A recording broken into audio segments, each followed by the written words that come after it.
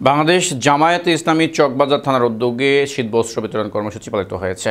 নগরীর সুবর্ণ আবাসিক এলাকায় বাংলাদেশ জামায়াতে ইসলামী চট্টগ্রাম মহানগরীর অ্যাসিস্ট্যান্ট সেক্রেটারি মোহাম্মদুল্লাহ শীতার্ত মানুষের পাশে দাঁড়ানোর আহ্বান জানান।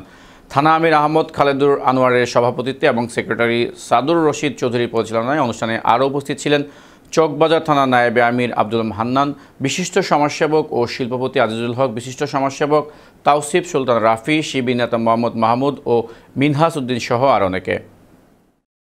আমরা আমাদের পরিবারকে দিনের বেলা ঘরে নিরাপদে রেখে কর্মক্ষেত্রে যেতে পারি, তাদের জন্য আমরা দিন শেষে ঘরে এসে রাতে আরামের ঘুম যেতে পারি। এই আমাদের জন্য যে ত্যাগ, এই ত্যাগের জন্য যে সামান্য উপহারটুকু কিছুই না। আশা করব আপনারা অন্তর থেকে আমাদের এই উপহার গ্রহণ করবেন। বর্তমান সময়ের জন্য একটি খুব গুরুত্বপূর্ণ, মানুষের সেবায় নিয়োজিত একটি অত্যন্ত মহৎ একটি কাজ। কারণ এই এমন একটি সময়ে যখন শীত প্রচণ্ডভাবে আমাদের উপর শীতের প্রকোপ বেড়ে গেছে, গরিব দুঃখী সাধারণ মানুষের জন্য একটা কষ্টের সময়, মানুষ সীমিত না থাকে।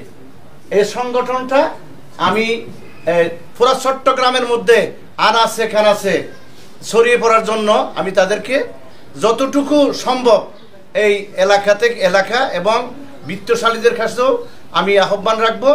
ফাউন্ডেশন থেকে 2 লক্ষ টাকা বরাদ্দ দেওয়ার ঘোষণা করছি। রমজান গণসচেতনামূলক কাজ করা, আর্থিক সহায়তা প্রদান, শিক্ষায় সহায়তা প্রদান, চিকিৎসা সেবা সহায়তা প্রদান, শীতার্ত মানুষের পাশে দাঁড়ানো, বিনামূল্যে রক্তদান ও রক্তের গ্রুপ নির্ণয় সহ আরো অনেক আশ করবো না। আমরা আপনাদেরকে এতটুকু আশ্বাস দিচ্ছি, আপনাদেরকে উপহারের পাশে আমাদের 2টা নাম্বার দেওয়া আছে।